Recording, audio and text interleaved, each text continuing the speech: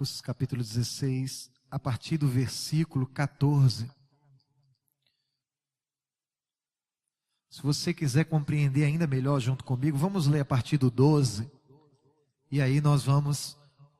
Ela quer me avisar que se comportou, só que está desfazendo o comportamento agora. Marcos 16, 12. Depois disso, manifestou-se em outra forma a dois deles, que estavam de caminho para o campo. E nisto eles o anunciaram aos demais, mas também a estes dois que não deram crédito. Tem como melhorar só o retorno aqui em cima, só para eu me ouvir melhor, irmão? Obrigado. Finalmente, agora sim, apareceu Jesus aos 11, quando estavam à mesa, e censurou-lhes, preste atenção nisso, a incredulidade e dureza de coração, porque não deram crédito aos que tinham já visto ressuscitado. E disse-lhes: ide por todo o mundo e pregai o evangelho a toda criatura. Quem crer e for batizado será salvo, quem porém não crer será condenado. Pai, eu te dou graças pela tua palavra. Eu te agradeço pelo privilégio maravilhoso e ao mesmo tempo por essa grande responsabilidade de estar aqui nessa noite. Pelo privilégio maravilhoso de ter sido mais uma vez contemplado em estar aqui nesta igreja, com este povo carinhoso, acolhedor, receptivo, hospedeiro. Meu Deus, como é bom servir ao Senhor acompanhado desses irmãos. Eu quero te pedir em nome de Jesus, que o Senhor neste momento tenha misericórdia da minha vida, que o Senhor não leve em conta as minhas limitações, que o Senhor me use agora em nome de Jesus, para a glória do teu nome, que possamos aprender juntos aqui, meu Deus. Amém e amém. Pode sentar, queridos. É interessante alguns tabus que as pessoas têm a respeito da obra missionária. Geralmente o missionário ele é enxergado como um super-herói dos tempos modernos. Há vários adjetivos que você pode dar para um missionário comumente nos dias de hoje. É aquele que é doido, ou aquele que é um super-herói. Ou a pessoa vai de um extremo ou vai a outro. Ou a pessoa despreza totalmente o missionário, ou a pessoa supervaloriza demais o missionário. Mas interessante é que missionário é um chamado universal. A primeira coisa que eu queria desmistificar aqui nessa noite, nessa nossa segunda conferência missionária, é de que o missionário ele é alguém específico. Mas é uma característica universal. Daí a existir missionários que tenham chamados específicos é outra coisa. Mas a primeira coisa que nós precisamos entender é que todos nós temos um chamado, amém? Todos nós somos chamados, amém? Isso é fato, isso é muito claro nas Escrituras. E uma das coisas que nós podemos embasar, nós não precisamos passear muito pelas Sagradas Escrituras para perceber que missionário é gente normal. Tá certo, não tão normal assim, mas é muito predicado que se coloca diante dos missionários, mas são pessoas que vivem lutas e características iguais às suas.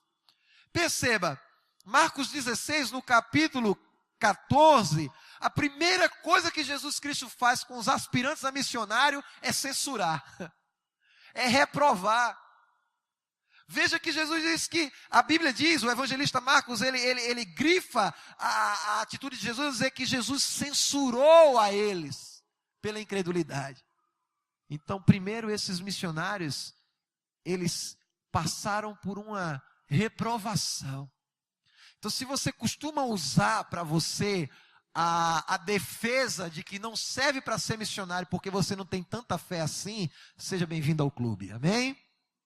Porque estes começaram sendo censurados justamente pela sua incredulidade. Então, para ser missionário, você primeiro precisa ser gente salvo e normal. São os normais que ele chama.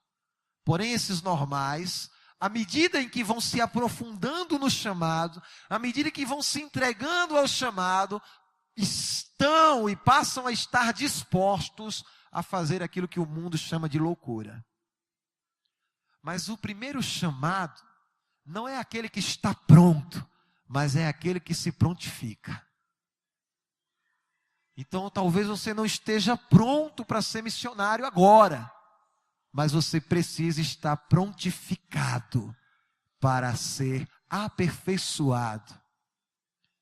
Interessante é que uma das características do chamado de Cristo para nós é justamente essa, de que quando você vai analisar, até mesmo nos provérbios, um provérbio muito comum que nós usamos é aquele: ensina a criança no caminho em que deve andar, né?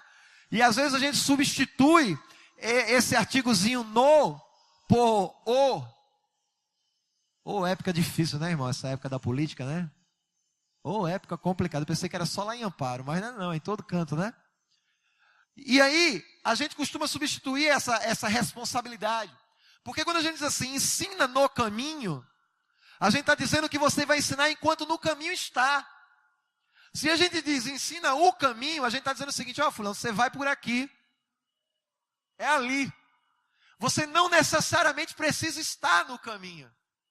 Mas quando o convite do nosso Senhor é ensina no caminho, Ele está dizendo esteja e vá aprendendo e ensinando, vá caminhando junto. Então é progressivo.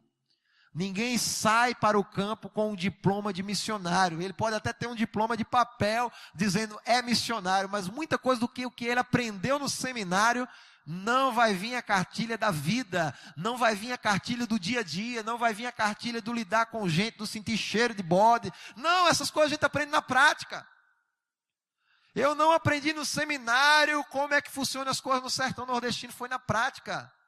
Eu lembro quando eu estava com a minha esposa, no nosso primeiro campo missionário, ali pertinho da cidade de Santa Cruz do Capibaribe, a 50 quilômetros de estrada de barro para dentro, numa cidade chamada Caraúbas. A gente queria só comprar galinha, nada mais do que isso, igual qualquer pessoa normal quer, comprar uma galinha. E a gente chegou lá e perguntou no mercadinho, tem galinha? Ele disse, não, você tem que ir lá na fazendinha do fulano. E a gente foi andando não sei quantos quilômetros a pé para comprar uma galinha. Quando a gente abre aquela porteira, aquele cenário meio seco, aqueles galhos meio, sabe, capa de filme de Jason e Jack, estripador junto, a porteira fazendo, né? Aí o camarada sai de lá com aquele avental branco, todo cheio de sangue, com aquela machadinha na mão, de que quer, quase que eu saio correndo feito um doido. Senão eu vim comprar uma galinha. E quando a gente entra por aqui, aí tem um bode pendurado, de cabeça para baixo, amarrado pelos pés, sem o couro e o olho fazendo assim, ó, tremendo. Minha esposa ficou logo enguiando, tentando vomitar, e ele, o que é que ela tem? Sabe aquele carinho do caba sertanejo, né? Eu digo, não, rapaz, porque ela não está acostumada com essas coisas. Vergonha foi matar e roubar, né? Trabalhar, não é vergonha, é que ela está nervosa, mas releva, ele pegou, peraí que eu vou pegar a sua galinha, enfiou aquela machadinha no bucho do bode, fez assim, os bofos do bode caiu no pé da minha mulher, assim, aí foi que a bichinha completou o resto dos bofos, né? Entendeu? Isso é coisa que eu só aprendi na prática, ninguém me disse no seminário que iam jogar bofo de bode nos meus pés ou no pé da minha mulher. Essas coisas a gente aprende na prática. Outro dia uma pessoa disse assim, pastor, vou lhe convidar para comer lá em casa. Eu digo, glória a Deus e aleluia, coisa boa receber convite. Pô, só chama pastor para fazer enterro, funeral, né? E missionário então é que é chamado para essas coisas complicadas. E aí eu fui lá, chegou lá, eu percebi que aquela carne tinha casca. Era uma casca dura. Aí eu disse assim, que mal pergunte, o que é isso? É tatu, pastor. Está tudo mal. Né? O que é que eu vou fazer agora, meu Jesus? Ela preparou com tanto carinho, com tanto... E essas coisas não se aprendem no seminário. Chamam gente normal, joga lá e diz, vai que é tua, filho. Né? É isso que Jesus fez comigo. E foi isso que ele fez com esses camaradinhas aqui. Um bando de incrédulo que aprendeu na prática a ter fé. Olha o que Jesus faz. Seu incrédulo, vá por todo mundo pegar o evangelho. Não há pausa. Não há um stop para você aprender a ter fé. Em outras palavras, Jesus está dizendo, você é um incrédulo, mas você aprendeu que é ter fé agora quando você precisar ter. Quando você entender que a sua única saída é a fé, vai ser fácil demais aprender. Eu aprendi a orar quando me tornei missionário. Eu não sabia o que era orar. Para mim, orar era o seguinte: Senhor, abençoa a todos. Obrigado pelo dia de hoje. Em nome de Jesus, amém. Depois foi que eu fui descobrir que orar era: Senhor, os pratos estão aqui na mesa. Quero te agradecer pelos pratos. Falta comida. Né? Essas coisas eu aprendi no campo, na prática. Se você for esperar se aperfeiçoar totalmente para dizer sim ao chamado do Senhor, você não vai nunca. Eu seria reprovado hoje se eu fosse saber de tudo para poder estar no campo. Mas existem algumas características do chamado. E esse foi o tema que, com base em Marcos 16:15, eu queria compartilhar com os irmãos. A primeira característica, como eu falei, é que ele é universal. Ele é um chamado para todos. E isso não é uma característica da nova aliança, uma característica neotestamentária. Já em Isaías capítulo 41, você já vai ver que o chamado, ele é às nações, né? Quando ele diz: ouvi nações, chegai-vos nações para ouvir, e povos, escutai, ouça toda a terra. Isaías capítulo 34, versículo 1 diz isso. E aí quando você vai analisar que o plano de Deus imutável sempre foi desde o início um plano para toda a terra, para o mundo, nunca foi estreito ou restrito. Os discípulos demoraram a entender isso. 1 Coríntios capítulo 9, versículo 16, Paulo chega a afirmar que é uma obrigação para ele fazer isso. Então não é uma opção sua: deixa eu pensar se eu vou pregar o evangelho. Não, ai de você se não pregar, Paulo está dizendo. Ai de mim se eu não pregar, porque sobre mim pesa esta obrigação. Não é opção. Não é para doido que não deu certo na vida, então um bichinho só serve para ser pastor e missionário. Não, é uma obrigação o anúncio do evangelho. E como você pode colocar essa característica universal do chamado na sua vida? Eu falei aqui no início dessa prédica que existem sim características de chamados específicos, mas nós não chegamos lá ainda. Você pode ser um missionário na sua área.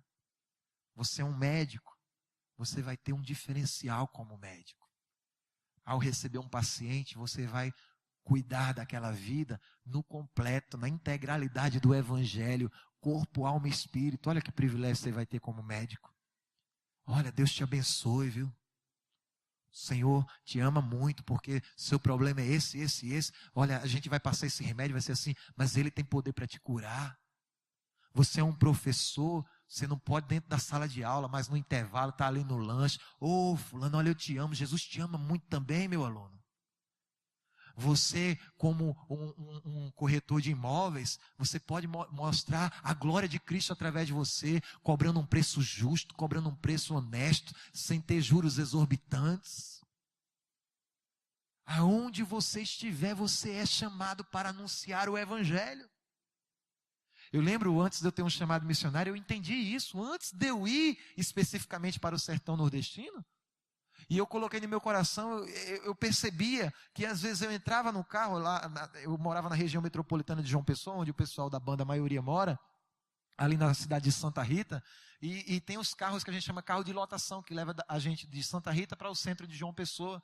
E quando eu ia trabalhar, um dia o Espírito Santo falou assim: você já parou para pensar quantos carros você já pegou esse ano? É muito, né, Jesus? Mas não é isso que eu quero dizer para você, não. Para quantos motoristas desses você já falou o evangelho?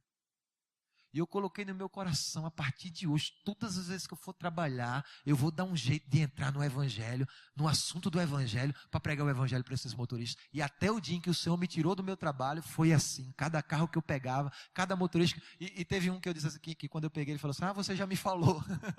Eu falei: mas não tem nada não, eu vou falar de novo.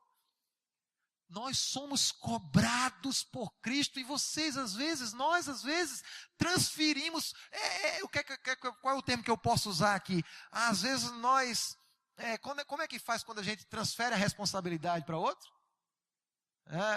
Terceiriza, obrigado pastor, a gente terceiriza a nossa responsabilidade.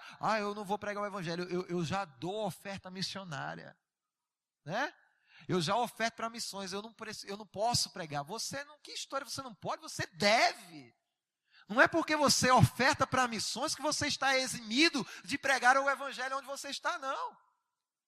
Quantas pessoas dão oferta de 2, 3 mil reais, 4 mil reais, mas não dão um testemunho de cristão no seu trabalho? O dinheiro vai ser uma bênção, vai ser usado para poder abençoar a causa missionária, mas ela não vai usufruir de nada em relação ao evangelho, porque ela não tem vivido o evangelho. O seu dinheiro não lhe exime da responsabilidade de ser embaixador do reino. A sua oração tampouco. Quando a gente diz assim, missões se faz orando, contribuindo e indo, tem gente que pensa que marca a opção correta, né? É múltipla escolha. Não! Se tiver de ter uma múltipla escolha, vai ser, afinal, todas as alternativas acima. Você deve fazer em todas. Você acha que porque eu sou missionário, eu não contribuo com a obra missionária, financeiramente? Quantas vezes, meu Deus do céu, os colegas me ligam, pastor, tenha misericórdia de mim. Vou contar uma coisa para você. Tem um missionário nosso, Ministério Conexão Vídeo, que está na Bolívia. Missionário Braulio. Um dia ele ligou para mim, e no dia que ele ligou para mim, eu estava precisando pagar o meu aluguel, que na época custava R$500. Eu só tinha 200. E estava faltando uma semana para o meu aluguel vencer. 7 dias exatamente. O Braulio ligou para mim. Jader, brother. Ele fala assim. Mas ele não fuma maconha, não. Jader, brother. Cara, eu estou aperreado. Meu aluguel venceu faz 3 dias. Eu acho que eu vou ser despejado aqui. Quanto é teu aluguel, Jader? Quanto é teu aluguel, Braulio? R$200. Eu falei, Jesus. Você tem certeza disso? A gente fica com aquele duelo interno com o Espírito Santo, né? Mas vocês são calvinistas e vocês sabem que isso não dá certo, né? Eu sou batista e também sei. E a gente fica naquela luta interna ali, né? Ô Senhor, mas o Senhor sabe, eu estou precisando de 300, ele está precisando só de 200, é mais fácil o Senhor arrumar para ele do que eu. Espírito Santo, eu já arrumei, está com você. Né? Aí eu fico ali suando frio e ele chorando do outro lado. Eu falei, tá bom, meu filho, pare, Jesus já falou, me deu o número da sua conta. Ele disse, cara, tu tem certeza, brother? Eu digo, eu tenho, meu irmão. Aí depositei o dinheiro para ele, eu disse, tá, vamos estar com o senhor, viu? Agora é com o senhor. E fui orar, Senhor, obrigado, me sentindo útil por ter ajudado o irmão. E me sentindo nervoso por ter desajudado a mim. Aí quando é no dia de pagar o aluguel, me liga o irmão Renê da Igreja Presbiteriana de Nova Friburgo, no Rio de Janeiro. Ô pastor Jader. Ô irmão Renê, que alegria. E aí, como é que você está? Eu digo, ainda bem que o senhor perguntou. Não, fala para mim aí, rapaz, não tem vergonha não. Falou, já sei, tu está precisando de uma oferta, né? Já que o senhor falou, né? Aí eu fui olhar a oferta dele, sabe quanto foi? R$500. R$500. Quando você obedece o Espírito Santo de Deus, você vive o sobrenatural. Você vive a verdadeira prosperidade. Porque prosperidade não é ter sobrando, é ter o que precisa. O Senhor diz, olha, tendo com que comer, o que se vestir, estejai, pois, alegres. E foi isso que eu aprendi. Eu não aprendi isso no seminário, eu aprendi no dia a dia. O dia a dia me ensinou a se contentar, tanto no bom quanto no melhor. Você entendeu? Hoje eu estava ali, Disco 9, boa tarde, recepção, essas coisas que a presbiteriana terceira de Caruaru faz com a gente, né? Recepção, tá. Tem hora que eu estou tentando discar um 90 ligando a cobrar para poder fazer uma ligação para um colega. Né? É o que Paulo fala. Aquele versículo estampado nos carros, tudo posso naquele que me fortalece. Está dizendo o seguinte, olha, eu posso morar do lado do chique-chique e Macambira. Posso me hospedar num hotel. Posso viajar de avião ou pegar um jegue. Tudo posso naquele que me fortalece. Mas as pessoas pensam que é um evangelho triunfalista. Em segundo lugar, é que sim, existe chamados específicos.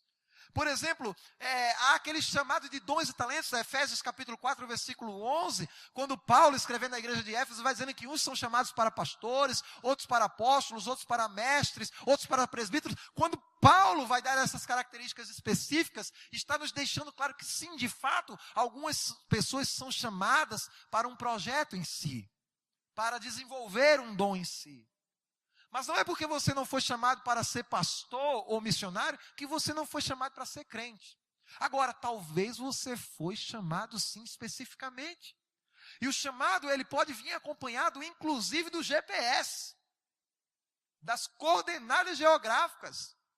Quando a Bíblia fala, e aqui é um texto muito interessante, lá em Atos capítulo 16, versículo 6, quando ele tenta ir à Ásia, e a Bíblia diz, pasmem, que o Espírito Santo impediu Paulo. Paulo queria ir pregar o evangelho na Ásia. E o Espírito Santo impediu ele. Fica aí um pouquinho, eu ainda vou falar contigo. Lembra aqui do meu grande amigo, reverendo Sidney Chachá, da igreja do Nazareno. E o Chachá uma vez fez uma campanha lá em João Pessoa, eu ainda estava em João Pessoa, era só um menino de 16 anos, e ele começou uma campanha porque ele disse que queria ir para a Europa pregar o evangelho em Portugal. Portugal, apesar de ter sido, o berço da catetização, do cristianismo no Brasil, mas hoje vive um esfriamento espiritual. E Chachá, sabendo desse chamado, ele disse, olha, eu quero... Dessa necessidade, ele disse, eu quero pregar o evangelho em Portugal. Fez campanha, solicitou o visto, recebeu o visto para ir para a Europa, e aí levantou o dinheiro das passagens. Quando chegou lá, o cara disse, não, você não vai entrar aqui não, rapaz, volta para o Brasil. E ele ficou triste, desanimado. E aí eu lembro de ter ido à casa dele, eu falei, ô pastor, o senhor está lembrado que o Espírito Santo impediu Paulo de fazer uma coisa que ele queria fazer, que era certo, que era correto, que era bom? Tem tanta gente que diz, eu tenho um desejo de pregar o evangelho na China, né? Mas nunca pregou nem do lado do restaurante chinês onde mora, né? E tem aquele desejo de ir às nações, mas não tem aquele desejo de ir aos Joões da vida, né? E fica naquele desejo pessoal, atribuindo isso ao Espírito Santo. Eu também tenho o desejo pessoal de pregar em Dubai. Entendeu, irmãos? Queria estar ali, sabe, pregando o evangelho ali, balançando numa daquelas ilhas artificiais. Oh, meu Deus, que chamado maravilhoso. Né? Salame cai, né? Essas coisas. Queria. Aí Jesus me manda para Dubai, quase cai ali aquele negócio que mal está em pé, meu Jesus Cristo, né? Outro dia eu estava pregando numa conferência missionária em Campina Grande, também na igreja do Nazareno, e uma irmã chegou para mim depois do culto, eu falo até isso no nosso primeiro CD, ou é no segundo, não lembro. Aí ela chegou para mim assim, fez, eu acho tão bonito. Eu digo, o que, amada, querida? Eu acho tão bonito esse seu desejo de estar andando de carona, andando a pé, no sol quente, de estar, sabe, essa sua disposição. Eu não quero isso não, irmã. Eu não gosto disso não, mas o senhor não faz. Eu digo, aí é uma grande diferença entre fazer e gostar do que faz. Porque o chamado é justamente você abrir mão da sua vontade para fazer a vontade daquele que lhe chamou. Ou você acha que eu queria ter deixado João Pessoa, trabalhava lá na beira da praia de Tambaú, todo dia eu trabalhava à noite, todo dia eu acordava de manhã com aquele pôr do sol, o primeiro pôr do sol da América Latina na minha terrinha João Pessoa. Na ponta dos Seixas, onde o sol nasce primeiro. Oh, meu Deus do céu, água de coco ali, uns cocos que parecem, sabe? Uma cocada desse tamanho, um negócio grandão. Aquilo é que é terra maravilhosa, meu Jesus Cristo. E todo santo dia... É uma hipérbole, mas eu sempre recebo chamado de gente, pastor, apareceu uma igreja aqui para o senhor cuidar aqui, rapaz, fica aqui perto de Mangabeira, outra, não, é lá em Valentina, outra é lá no Conde, e eu fico dizendo, eu quero ele, ô glória, mas Jesus não deixa. É assim. Esses meus companheiros sabem que o que eu estou falando aqui não é exagero, é verdade. A última agora foi em Camboinha, um apartamento na beira da praia. Eu digo, ô Jesus, deixa. fica ali chorando, mas eu tenho um chamado específico. Paulo disse, eu quero ir para a Ásia. Fica aí um pouquinho. Aí Paulo tem um sonho, né? Não é um sonho com a loura dos olhos azuis, com uma mulher bonita. Olha, Paulo, estou preparando uma varoa para tu. Não quer esses sonhos. Quando a gente sonha, quando Deus manda a gente sonhar, não quer essas coisas. É um rapazinho franzino, dizendo, vem aqui na Macedônia. Qual é o bairro mais simples que tem aqui em Caruaru? Mais humildezinho assim. Centenário? A pessoa, você sonhando com Dubai, dizer, vá lá no Centenário, filho. Fique lá. Vai ajudar um maguinho lá que está lhe chamando. Né? É um sonho que Paulo tem. Passa a Macedônia e ajuda. Paulo doido para ver as asiáticazinhas com os olhinhos puxados, né? Querendo a varoa dele. Acho que foi por isso que depois ele ficou com raiva. Disse, é melhor que não se case. Né? Não se case não. Ele perdeu, desiludiu. Então, Paulo recebe um chamado específico. E ele chega um momento em que ele entende isso. E ele afirma o seu chamado. Quando ele diz, em Gálatas capítulo 1, versículo 16, que ele é chamado para pregar entre os gentios. Aí Paulo começa a identificar especificamente o seu chamado. Eu fui chamado para os gentios. E eu fui chamado para pregar no sertão. É triste, mas é verdade. Né? E não é fácil pregar no sertão. Especificamente falando, na cidade de Amparo. Como é que você faz quando quer convidar um homem para vir na igreja? Eu estive pensando, que tal nós fazemos uma roda de debates? A gente pode colocar uns biscoitos, um coffee break. Vai ali para a sala de homens. Né? Igrejas dessas cidades grandes tem até sala de homem, né? Se eu levar o pastor Otávio para pregar lá, eu vou ficar com vergonha. Porque o hotel mais próximo que eu vou ter é um quartinho num posto de gasolina. Para botar ele. A não ser que eu pregue umas estrelas lá, não pode. Eu dei 5 estrelas, pastor. Né? Então, você quer fazer uma reunião com mulheres, como é que você faz? Vamos fazer a reunião das perfumadas. Vamos botar já sei, a gente faz uns convites com as florzinhas, com os negócios. Igreja de cidade grande é chique demais, irmão. Vou contar para você como foi o último homem que eu convidei para ir na igreja.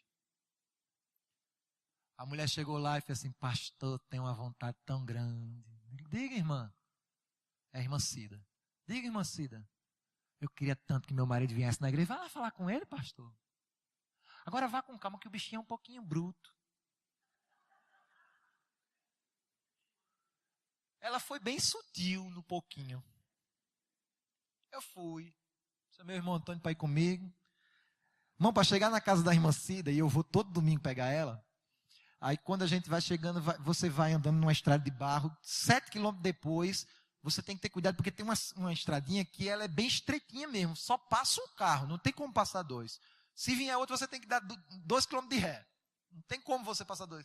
E uma estrada ruim, esburacada. E quando finalmente eu cheguei na casa da irmã Cida, eu vejo um homem baixinho, um moreninho lá longe. Aí eu faço, ô menininho. Vocês estão rindo do nome do homem, isso é pecado. Viu? Menininho. Aí, que é? Você é o pastor? Ele disse, eu com isso. Não creio em Deus, pai. Não, pai, eu vim conversar com você. Ele disse, tem tempo para conversar agora não, pastor. Agora eu estou ocupado. E ele é daqueles homens alvoroçados, sabe? Ninguém está gravando isso não bota na internet não, pelo amor de Deus. Ele é daqueles homens... Chegou a internet lá. Vocês estão pensando o quê? Outro dia tinha um cabelo lá se gloriando. Disse, pastor, quanto é que é na sua internet? Aí eu digo, é 1 giga. Ele disse, o meu é 2. O meu é 2 gigas. Eu digo, ô Jesus, se ele souber que em João Pessoa eu pagava R$14,90 por 25 gigas, ele cai no chão duro. Né? E lá a gente paga 60 por 2 gigas. Jesus. Aí, eu digo, rapaz, eu vim conversar com você, o negócio, agora eu estou ocupado, pastor, não tenho... E ele, aqueles homens alvoroçados, que ele não entendeu que dá para respirar e falar ao mesmo tempo. Sabe, ele para de falar para respirar. Né? Eu digo, meu Deus, esse homem vai dar em mim. Aí eu pulei a cerca. Oi, meu coffee break. Eu pulei a cerca. Eu falei, ô menininho, eu vim falar contigo. Eu disse, eu estou aperreado agora. Pastor, homem, se acalme, rapaz. O que foi? Homem, essa cabra está para parir aqui. E desde hoje, desde 4 horas da manhã que eu estou lidando com essa cabra, ela vai correndo. Eu digo, homem, deixa a bichinha parir. Não, não pode não. Se ela parir, o carcará vem e come a cria dela. Aí eu tive uma aula de biologia cabrística. para poder entender por que danado ele queria guardar a cabra no curral. Né? Depois que ele me explicou toda a engrenagem daquele processo, eu disse, tá certo, filho, eu vou lhe ajudar a guardar a cabra. Eu fui correndo para lá, vai, agora é tu. Aí eu corria para cá, ele corria para lá, e a cabra fugia, depois passava no meio das pernas da gente, e um buchão, eu cabra para correr com um buchão. Aí aquele suor, aquele solzinho básico, né? Que Amparo tem 3 estações, calor, mormaço e quentura. E a gente estava nessas 3 juntas, aí aquele calor, aquele negócio. Quando finalmente a gente conseguiu pegar, botar a cabra, ela entrou, aí aliviou. Aí fez, pastorzinho. Aí bota, pastorzinho, aqui. Aí tirou aquele chapeuzinho de couro dele. Que o negócio não é brinquedo não, pastor. Eu digo, então podemos conversar. Não dá para conversar não. Não dá para conversar não, que eu tenho um silo ali para baixo. O silo é um saco de estopa meio prateado. Muito grande. Eu olhei, era 17 silos. 17. Eu disse, o que é que tu vai fazer com esse silo, abençoado? Ele disse, não, tem que guardar ali. Eu digo, ele está se aproveitando de mim. Eu digo, mas vamos, é por amor ao evangelho. Depois dessa eu não for para o céu, eu dou um pau no Satanás. Ainda bem que eu creio que eu vou, né? Nós somos predestinados a isso, amém? Aí chegou lá, começou a botar, ele pegava de um lado, eu pegava do outro. 17 sacos de silo depois. Finalmente eu vi, era o que o senhor queria mesmo? Aí foi quando eu fui evangelizar, falar de Jesus para ele. Meu filho, eu notei que o senhor fala muito palavrão, homem. Isso traz muita coisa ruim para você.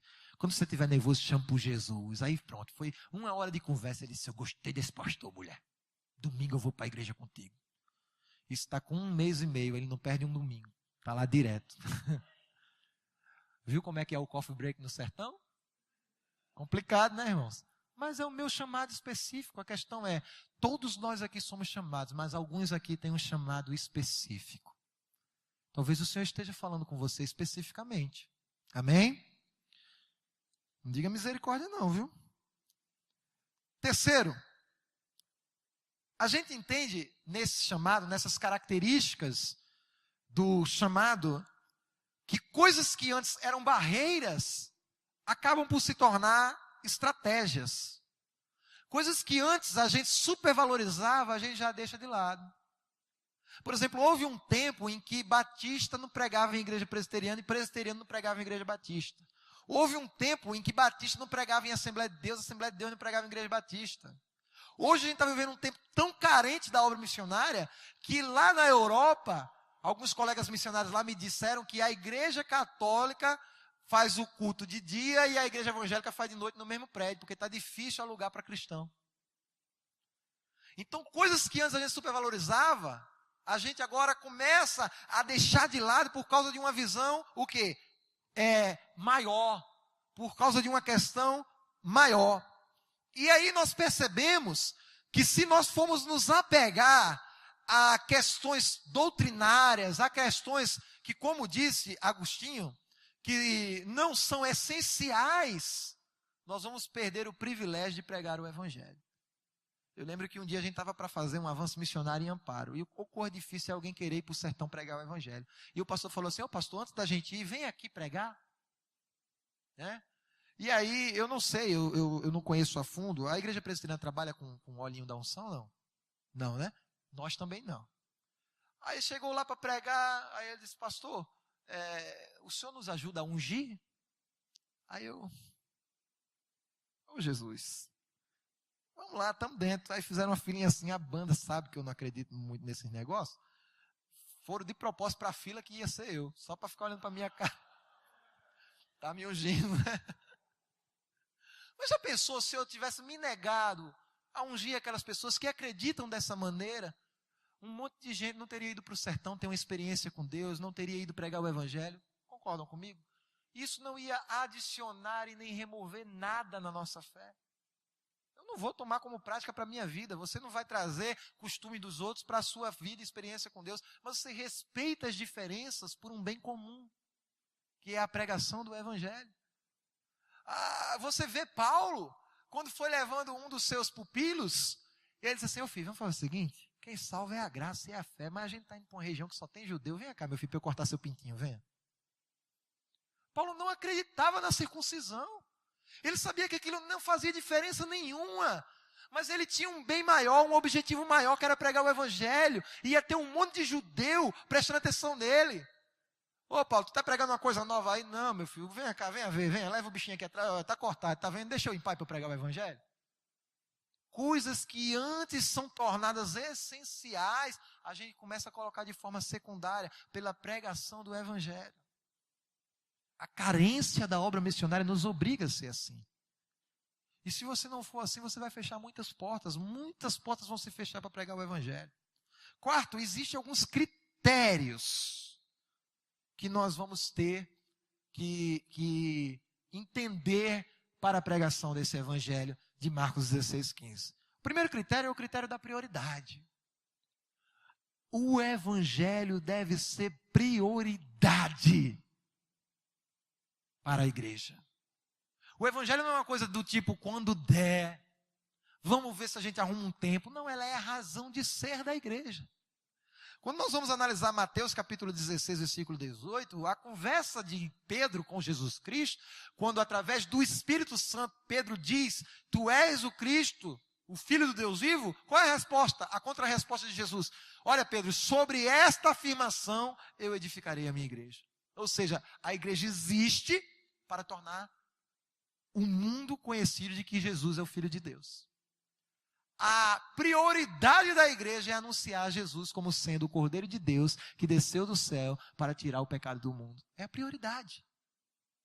Quando vocês vão analisar Romanos capítulo 10, a gente vai perceber que Paulo diz assim, como é que eles vão crer de quem nada ouviram? E como é que vão ouvir se não há quem pregue? Ou seja, deve haver uma prioridade da igreja em enviar. E é sobre esse tópico, a gente tem que correr um pouco, que a gente vai falar no tópico 5º, mas eu quero falar aqui no 4.2 o seguinte, que deve-se haver o critério também da coerência. O evangelho tem que ser coerente. Tiago fala isso no capítulo 2, quando diz que a fé sem obras é morta. Houve um povoado quilombola que nós fomos evangelizar na cidade de Santa Terezinha. E quando a gente chegou lá, o pessoal falou assim, rapaz, olha, vocês não são bem-vindos aqui não. Nós já temos a nossa fé. Entendeu? Então vá pegando, volte pelo mesmo caminho que você veio. Quase que em tom ameaçador. O líder é Anchieta, né, Fábio? O líder quilombola. E eu falei, mas antes de eu ir, me fala uma coisa, qual é a sua necessidade aqui? Ele, com muita relutância, depois de muita conversa, falou, é água. O que a gente precisa é água. Eu falei, Jesus, eu não tenho dinheiro não, mas eu tenho fé. E eu creio que o Senhor vai me dar condições de transformar essa fé em obras. Liguei para o meu amigo Jeremias Pereira. Estou bem na fita, não estou não, irmãos? Hein? Liguei para o Gerê. Gente boa, missionário Jader. Diga lá. Rapaz, eu estou querendo furar um poço aqui nos quilombolas. Quanto é que você tem? Se não tiver nada, eu não dou nada. Disse, não, pastor, ainda não tem. Então, arruma alguma coisa aí e me diga quanto está faltando. Aí eu corri para um, corri para outro. Ele é assim, né? Ele é bem direto ao assunto. Aí eu consegui levantar 2.000. Ele mandou uma oferta de 3.000. A gente levantou mais 2 com a Igreja Batista de João Pessoa. E a gente completou o valor que precisava. Colocou o poço para funcionar. Colocou 2 caixas d'água. Fizemos um reboliço lá naquela cidade, como diz nossos irmãos pentecostais. E aí, quando foi o dia da inauguração, o líder quilombola disse, eu quero falar. Disse, meu Jesus, já pensou se esse cara vai pegar o microfone agora e fala um monte de bobagem? Ele pegou o microfone assim da minha mão. Falou, olha, meu povo, a gente está um bocado de ano aqui nessa cidade, servindo a Ansan, e não teve jeito para a gente bebendo água aqui com gosto de cocô. Eu estou falando cocô, ele falou outra coisa. E agora chegou os crentes, em 2 dias resolveu o problema de nós. Mas tem uma coisa, o grito de guerra que a gente dava para esse Ansan, a gente vai dar para o Jesus desses crentes, a partir de hoje eu sou crente também. A nossa obra falou mais alto do que a nossa pregação. A unidade da igreja, você tinha que ver a caixinha, você pode até ver no nosso site, conexãoid.com.br/água da vida, que é o projeto que a gente tem. A caixinha d'água tem lá, ó, presbiteriana, batista, congregacional. É lindo quando o povo de Deus deixa de lado critérios secundários para se unir em prol de um bem maior. Você percebeu que Marcos 16, eu fiz questão de ler o 16 também, quando diz: quem crê e for batizado será salvo. Quem, porém, não crê, será condenado. Por que ele não diz quem não crê e não for batizado? Que o batismo não é uma essência, é uma ordem secundária. Então pouco importa se você foi batizado por aspersão ou por imersão. Eu creio que é por imersão, você crê que é por aspersão, mas nós cremos que é em nome de Jesus Cristo. Isso é que é essencial. Isso é que não pode ser mudado. É inegociável isso. Mas o evangelho tem que ser pregado, amém, queridos? Quinto, a quem? Para quem o evangelho deve ser pregado? A Bíblia diz que é por todo o mundo. Existe esse critério geográfico de que todo lugar precisa ouvir o evangelho. Todos precisam, olha, Romanos 15, 19 diz que é uma missão inclusiva. Veja comigo Romanos capítulo 15, versículo 19. Romanos capítulo 15, versículo 19. Nós já estamos terminando.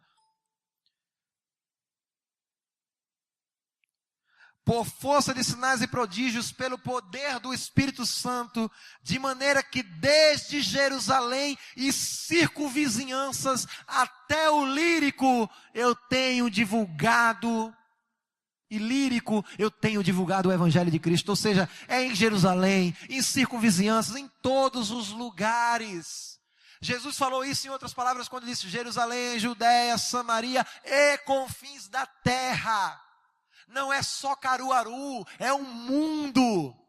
Enquanto você congrega aqui, você prega aqui, você evangeliza aqui, você transforma também o mundo através do envio de missionários, através do sustento financeiro, através da oração. A igreja não pode dar-se o luxo de trancar-se em quatro paredes ou, quando sair, colocar aqueles arreios de animal assim e ficar olhando só para frente. Não, olhe para todos os lados, a missão é universal.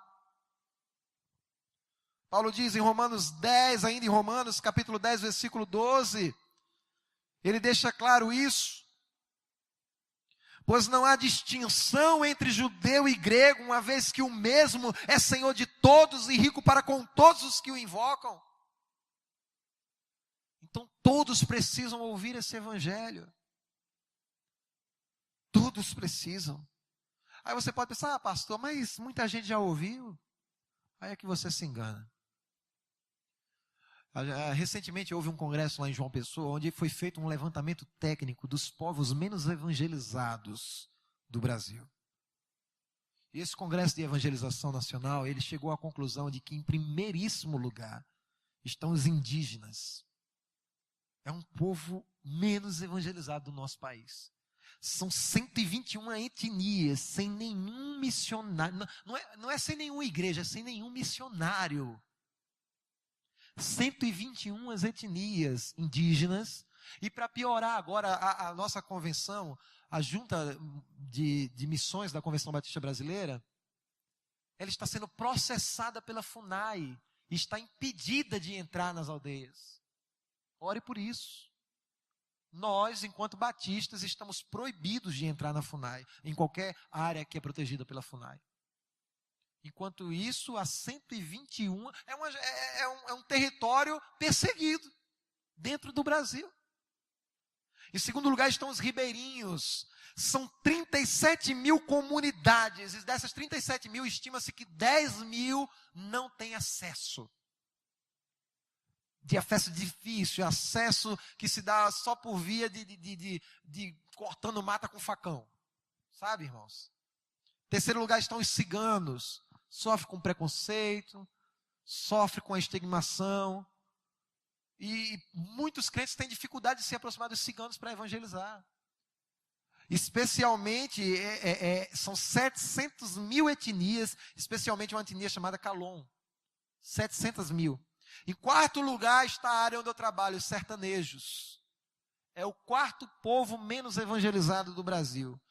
Há 7 anos atrás estava em 10 mil, hoje está por volta de 6.500 comunidades, sem nenhuma igreja evangélica. 6.500. Você tem noção disso?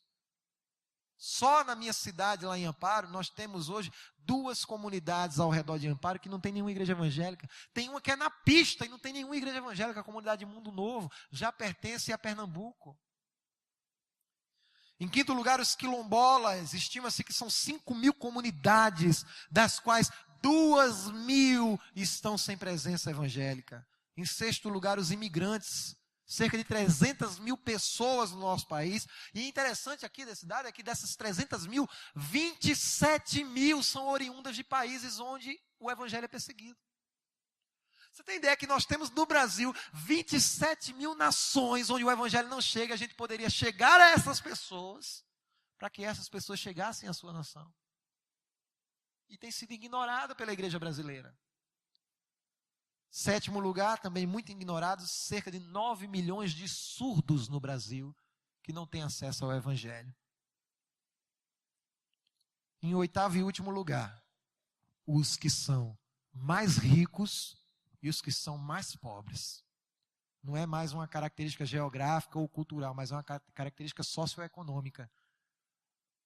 As pessoas muito ricas, a igreja não chega nelas, não consegue evangelizá-las. E as muito pobres também.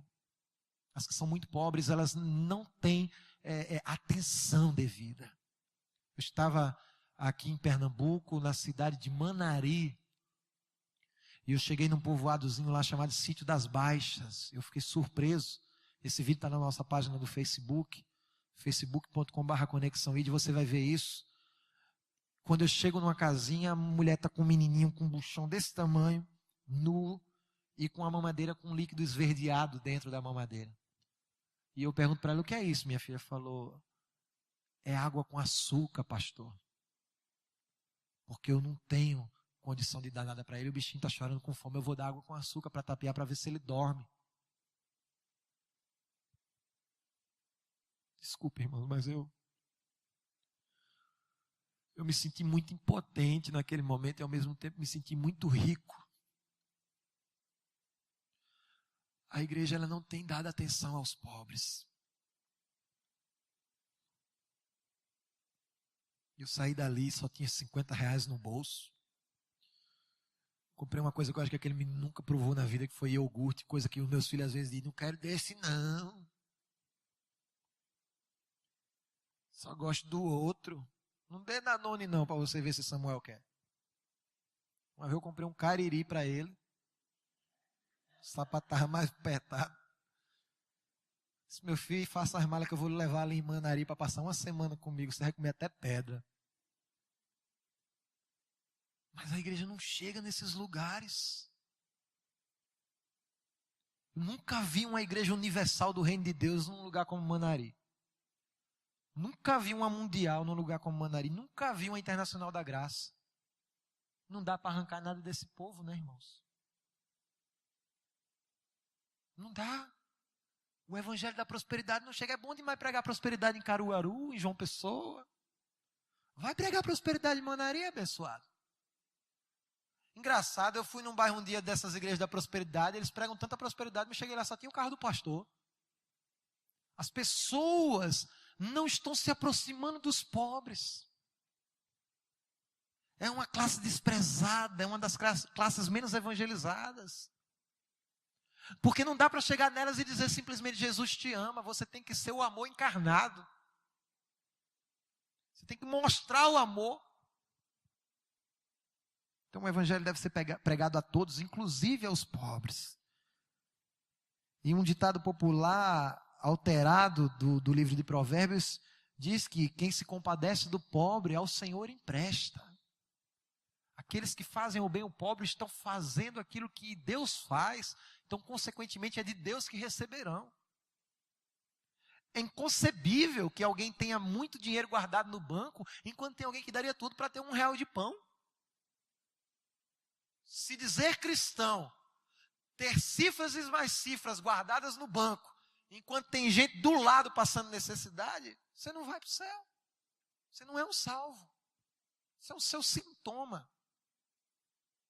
O salvo se compadece, amém? Sexto e último lugar. Este evangelho precisa ser apoiado. Quem diz sim para o evangelho precisa ser apoiado. Há um texto que eu acho muito bonito, quando Paulo, escrevendo aos Romanos, no capítulo 15, o versículo 24, ele diz: olha, eu vou aí desfrutar um pouco da companhia dos irmãos. Pense num lugar onde a gente se sente só, é no campo missionário. Minha família liga para mim, eu estou com saudade, ele tá nada, senão eu vim aqui. Né? É a mesma distância daqui para aí, de lá para cá. Tem até mais dinheiro do que eu, venha. A gente se sente abandonado até pelos mais próximos. Paulo também era assim. Ele disse: olha, irmãos, eu quero ir aí para desfrutar um pouco da sua companhia. Tem 2 irmãos que vão me visitar sempre. Liso feito mussum ensaboado. Não tem um pau para dar enjolo ali. Come até do meu angu. Mas quando ele chega, eu dou um sorriso de orelha a orelha. Porque eu sei que eles vêm para passar 5 dias pelo menos. Conversando, contando piada. Compartilhando a palavra. Enquanto tem gente que chega com uma oferta às vezes de tome 50, tome 100, tome 200 e vai-se embora. O dinheiro não consegue substituir a companhia. É tão difícil você se sentir só no campo missionário. Paulo diz: eu vou aí, irmãos, eu quero desfrutar um pouco da companhia de vocês. Vocês precisam entender, nós precisamos entender, a igreja brasileira precisa entender que o evangelho precisa de apoio na caminhada. O evangelho precisa de apoio quanto à questão de envio, porque Paulo diz em Romanos 10,15 que se não for enviado, não tem como acontecer. Então a igreja precisa priorizar o envio de missionários. Eu conheci uma igreja lá em Nova Friburgo, essa mesma do irmão René, uma igreja relativamente pequena, mas tem 6 missionários no campo. Então não é uma coisa para ser feita só por mega templos, mas é por uma igreja que prioriza isso, que entende que essa é a missão dela, é o chamado dela. Em 2 Timóteo, capítulo 2, versículo 3, Paulo faz um apelo dizendo: olha, sejam participantes comigo dos meus sofrimentos. E eu quero terminar essa prédica dizendo que é triste quando as pessoas não estão dispostas a participar do sofrimento missionário. Eu vou contar uma coisa para você, eu tenho R$2.500 no banco, hoje, na minha conta. E amanhã vai entrar mais 2.000, eu vou estar com 4.500 na minha conta. Diga glória a Deus. Não é meu. 2.000 mandaram para a gente colocar cerâmica no piso da igreja. Glória a Deus por isso. Uma irmã que nos ofertou. E 2.500 nos mandaram para comprar um terreno para construir uma escolinha para a igreja. Glória a Deus. Só que eu não tenho dinheiro certo por mês. A igreja aprendeu a valorizar mais os prédios do que as pessoas. Se eu quiser, pastor, hoje levantar R$10.000 para furar mais um poço, eu acho que em uma semana eu levanto. É só dar alguns telefonemas. Mas se eu precisar de R$300 para fazer uma feira para mim e minha família, eu não vou conseguir tão fácil. Sabe por que eu estou compartilhando isso com você? Porque está com 2 semanas que eu perdi o meu principal mantenedor. Eu digo perdi porque ele é corretor de imóveis em Brasília. O nome dele é Valdete, um homem de Deus. Que há alguns anos ele me ligou e disse: pastor Jade, a partir de hoje eu sou o seu mantenedor fiel. Só que essa crise chegou no nosso país e ele é corretor de imóveis de luxo. O irmão Valdete me mandava 2 salários mínimos e era com esse dinheiro que eu vivia no campo. Porque a Igreja Batista de Amparo, ela não foi aberta pela convenção. Foi eu que fui com a minha esposa e iniciei esse trabalho do zero. Então, o mantimento eu tive que orar a Deus e ele veio dessa maneira. Só que com essa crise, o irmão Valdete, esse ano, pasmem, não vendeu nenhum imóvel. Consequentemente, ele me deu um telefonema há 2 semanas dizendo que não tem mais condição de me ajudar por enquanto. A primeira coisa que veio na minha mente foi: e agora, meu Deus? E como você vem com um padrão, você acostuma a pagar o aluguel tanto, fazer a feira com tanto, a fazer isso, e você se acostuma com aquilo e agora acabou. Aí eu fiquei desesperado, eu digo, meu Deus, aí eu lembrei de Mateus capítulo 6, não estejais ansiosos por coisa alguma, o vosso Pai Celeste sabe do que você precisa. A minha esposa foi na caixa, mandaram ela ir lá, a minha cunhada, esposa do Anderson, disse, Shelly, eu vi o teu nome aqui no cadastro do Bolsa Família, que foi feito em 2007. Vai lá ver. Falou, não, a gente nunca recebeu, porque graças a Deus a gente nunca precisou. Mas vai lá, mulher, tem teu nome aqui. A gente foi lá em Monteiro, até para ir num banco tem que fazer uma viagem, Amparo, de 50 quilômetros. Pegou uma viagem para Monteiro. Inclusive vou estar pregando lá amanhã e ministrando com a banda. Aí, quando chegou lá, disse, senhora Michele, a senhora tem um retroativo aqui de R$ 1.200. E nós fomos, pagamos o aluguel, fizemos a feirinha, pagamos as dívidas dos móveis do menino. E o Senhor falou comigo, quem lhe mantinha esse tempo todo não era Valdete, era eu através dele. E se eu não vou manter através dele, confio, eu vou manter através de outros. Então essa tem sido a minha realidade, mas isso se viu para mostrar que a igreja está até disposta a apoiar a obra missionária, mas às vezes não está disposta a apoiar o missionário. Olha, quando nós compramos o terreno da igreja, o que a gente construiu lá em Amparo, a gente construiu a igreja em 2 dias. Eu lembro que teve um irmão que eu mandei no WhatsApp assim, amado, ora por nós estamos precisando de 2.000. Nós estamos precisando de 2.000 para comprar o terreno. É um irmão bem de vida. Irmãos, ele não respondeu com palavras, só veio aquele print de uma transferência bancária de R$ 2.000. Pá! Eu disse, glória a Deus, irmão, Deus te abençoe. Depois que veio essa notícia do irmão Valdete, eu mandei uma outra conversa para ele. Eu falei, irmão, ora por mim. Eu estou precisando de R$ 300 para pagar o meu aluguel. Acendeu aqueles 2 pontinhos azuis e está aceso até hoje. Você está entendendo? Às vezes as pessoas veem o Ministério Conexão aí em Brasília, Rio de Janeiro, hospedado em hotel, viajando de avião e dizem, esse irmão está bem demais. Irmão, se você sair na rua, pegar um cachorro vira-lata, dar um banho nele, pagar a passagem dele, ele vai andar de avião. O cachorro não precisa ter dinheiro, não. Sabe a vida de Chacó e João Grilo, fica rico, fica pobre, fica rico, fica pobre? Sou eu. Uma hora eu estou lá em casa. Eu lembro que um dia eu estava dando uma zapiada de madrugada, meio preocupado, aí parou naquele canal da Universal, o pastor falou, qual foi o momento mais difícil da sua vida? Aí o irmão começou a chorar e fez, foi quando eu tive que quebrar o cofrinho do meu filho, para tirar as moedas para comprar pão. Eu disse, isso aí eu faço direto. Isso aí eu faço, estou tirando de letra. Então, não se deixe levar pela aparência. Ajude a obra missionária, mas ajude também o missionário. Eu gostaria de ter mais tempo, é tão gostoso estar com vocês compartilhando o Evangelho. Mas eu queria frisar isso. Nós temos um chamado universal. Alguns aqui têm um chamado específico. E tem que ser a todo lugar. Amém? Que o Senhor nos abençoe e nos ajude a fazer isso. Você pode ficar de pé, por gentileza?